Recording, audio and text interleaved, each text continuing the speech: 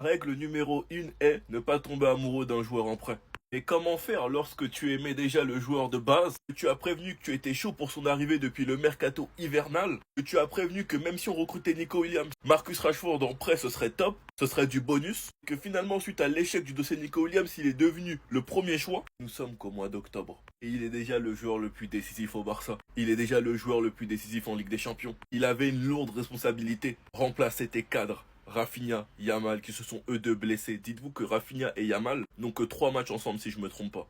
Rashford nous a montré que malgré des absents importants, il est capable de se montrer décisif. Pourquoi? Car dans le fond de base, il était destiné à être un très grand joueur. Je vous jure les gars, avoir un joueur du calibre de Marcus, vous avez pas idée à quel point moi ça me fait du bien. Même si avec le temps il avait perdu du juice, il a perdu de la cote. Avoir ce profil de gros joueur confirmé qui peut te débloquer un match sur n'importe quelle action, sur une frappe peu importe où, un corner ou bien même un coup franc. Après le match contre Olympiakos, Rashford est allé voir Firmine et lui a tendu le ballon en disant prends-le mon frère c'est ton soir. Ce genre de comportement a laissé une grande impression au sein du club. En plus de ça c'est un joueur qui est heureux chez nous. Et humainement on sait tous que Rashford c'est une top personne.